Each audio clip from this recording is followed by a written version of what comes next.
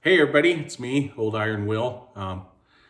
First time I've turned the camera around and I've actually focused it on myself. So, like I think some of you have seen or maybe heard, I'm trying to build up my channel a little bit now. So I thought, hey, let's see what's happening out there. I thought I would talk with you folks a little bit about maybe what I got going on this year and this winter and what some of my projects are and what some of my thoughts are for the channel and where we need to go. So it's the reason I kind of started thinking about what to do with the channel here, I've been on YouTube for almost 20 years now. I think it was 96 that I joined, and I've been putting videos on sporadically here and there. But I really thought, I spend a lot of time on YouTube looking at some of your folks' channels and videos, and it's much appreciated. And especially during the winter months up here in northern Saskatchewan where I live, it gives me something to do in those cold winter mornings when I'm having my coffee before I go out to the shop or go to work. So anyways, and that's part of the challenge, I think, too, and why I was looking at doing a video was, we have, I am in northern Saskatchewan, and collectors up here are pretty scattered and spread out a long ways away and stuff like that. So, I thought, hey, maybe this is a good way to reach out to some folks. Smokestack was always a great site to go to converse and get ideas and find out information. And I know Facebook and some of these other social media platforms are really taken over from Smokestack. But I don't find them as user friendly when you're looking for stuff and that. It's a great way to get something out quick, and you can get a lot of eyes, and and that's great. I really do miss the old Smokestack. That Smokestack from the 2000 and 2010s. That was the go-to place in this hobby, right, for information and stuff like that. So anyways, yeah, I thought I'd just start to talk a little bit about myself. Like I say, I live near Prince Albert, Saskatchewan. I've moved on into an acreage back in 2018. The acreage has taken quite a bit of my time the last number of years, so I haven't maybe been doing as much in the engine world as I used to.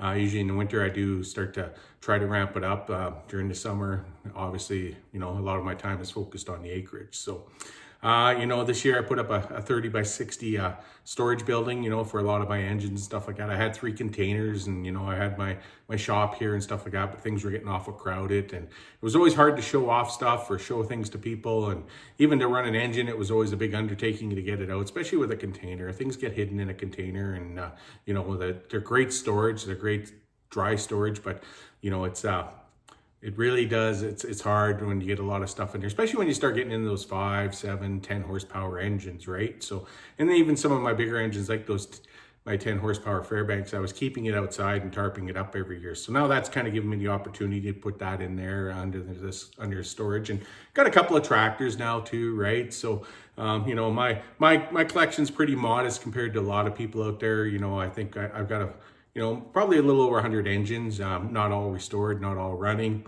but definitely lots of projects coming down the pipe and lots of projects for years to come. So, I'm getting a little more selective on what I buy and everything now. So, but anyways, yeah, I just wanted to say hi and reach out to everybody. Let me know what you think, what you'd like to see on the channel. Some of my ideas are, like I say, maybe, every now and again, just flipping the camera onto myself and having a chat. Maybe showing some of the work I'm doing as I'm going forward. I do have quite a few projects lined up for this winter. How many of them I'll get done all depends on how work's going, right, as well, and stuff like that, and how the time permits, right? Life is busy for everybody nowadays. So, but anyways, let's I think some of the things I'd like to do, I might just feature some of my engines that I have restored in the past, some of the ones that I know a little bit of history on, just kind of giving some of the challenges I had. Definitely I'm thinking about showing some of the work as I'm working on stuff and putting it out there. Going to continue to, I had quite a few videos that I had recorded over the years of different shows and stuff like that, and even of my own stuff and that I'm slowly putting out. So I think you'll start seeing some stuff on a pretty consistent basis, at least weekly. Maybe a little bit more as I catch up on some of these older videos I've got. Got some great videos of Crosby coming on right now. Or maybe it will already be posted by the time this gets up. So, but anyways, I just want to say hi to everybody, and hopefully you enjoy what's on the channel. Leave a comment, be kind. I'm new to this, so at least new to looking at the camera and talking. So hopefully it works out, and I'll learn as I'm going along, and hopefully make things better. And anyways, hopefully see you folks soon. Cheers for now. So here's an engine I picked up a couple of years ago at an auction near Tabor, Alberta. I picked it up on an online auction. It's a 3 horsepower square hopper Olds. I've got the base out right now. Hopefully going to get the rust all out of the inside of the tank and stuff like that before winter sets in. I'm doing a little bit of electrolysis with it. It was stuck mostly there. It was missing the crank guard, unfortunately, right? And that has your tag and, you know, and stuff like that. So that part of the information I don't have right now. Did manage to get the piston out, you know, so it's one I want to work on, get done this winter. So hopefully it'll start coming along soon here. I do have the hopper off. I have another Olds, a 3 horsepower round hopper Olds. Just got the mixer on it right now. Just was playing around a little bit a while ago. So haven't worked on this one for probably about 10 months now. But like I say, now that winter's here, we'll start working on it again. I did pull this one in. This is an engine I've had for quite some time. I started working on it probably 15 years ago and, you know, tore it all apart and started putting it back together, and then it kind of got pushed into the corner and almost forgotten about. And when I moved, it ended up in the container. And when I was moving some stuff around in the container this year, I said I need to get this engine out and hopefully get it done this year. This is a little lathe a friend gave me. His dad had it for years and years and years. Little Atlas lathe. You know, I have a lathe in my basement. You know, I have an old South Bend 9x36 that I use, and I have one of those Rongfu column mills that I also work with and try to do some machining with. But I'm anything but a machinist. I'm definitely a hobbyist, but, you know, I do kind of mess around and try to do the odds much work as I can myself nowadays. So this is an engine that's been hanging over my head for a number of years. I've had it running in the past, you know, and then I kind of lost compression on it, and I've been kind of working my way through that. And again, you know, it's one that got pushed to the back, and this is that 3 horsepower Olds. It was a bad engine. It was in bad shape. Maybe it wasn't even one a guy should have worked on, but it was missing an awful lot of stuff too, right? It was missing all the governor and the cam gear and, you know, bent connecting rod, and piston was stuck bad. And when I finally did get the piston out of it, the top of the piston was broke out of it, and just everything that could be wrong with this engine almost was. But, you know, I have had it running in the past. I think I will show a video of it here in a little while. Here, I think I have one queued up to come up someday here. So take a look at it. Hopefully it, you know, be nice to have the pair, right? One all restored up and painted. I don't generally do a lot of painting on my engines anymore. I like to kind of leave them that old rustic and, you know, natural patina, we call it, right? So here's another one that I wasn't going to work on it this year, but my dad looked at it and said, boy, it'd be nice for you to get that engine up and done and maybe going. And it's a 4 horsepower LaCrosse Stay Right.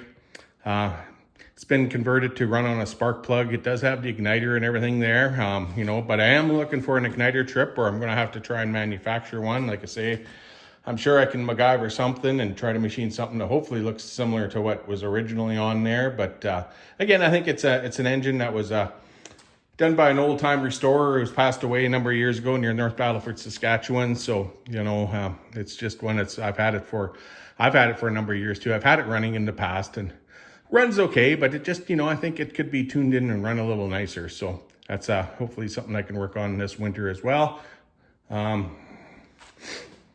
Here we have a Fuller & Johnson pump engine. I'm going to rig it up to pump water. This is one of the first engines, probably around the 6th or 7th engine we ever got, my dad and I, and it's been sitting again for years and years and years. So finally got it tore down here this spring and going to start working my way through it. You know, I've done some of the work on it already. Again, as you can see, I got lots of projects lined up, and behind there is a 1.5 horse Fairbanks Morris plug oscillator engine.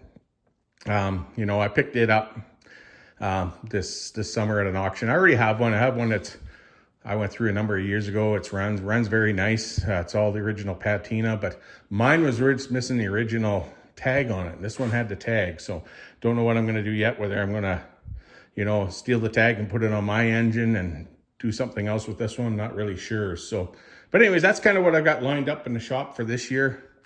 You know, I got a few things down in my basement area that where I have my lathe. You know, I have another work area over there, so that's kind of, you know, there's some engines down there and parts and pieces and some heads and stuff that I'm going to do valve work and that on. So But anyways, that's kind of a quick rundown of what I've got in here right now. You know, lots of work actually for me this year when I work a full-time job and with weekends, and depending how cold it gets this winter, you know, I don't like coming out here when it's too cold, right? Because it takes a bit of heat to heat this shop up. So, but you know, if we get a mild winter, I'll spend a lot more time out here. If not, I'll be in the basement. So, and if I'm not down there, I'll probably be on YouTube. So anyways, talk to you later, everybody. Cheers for now.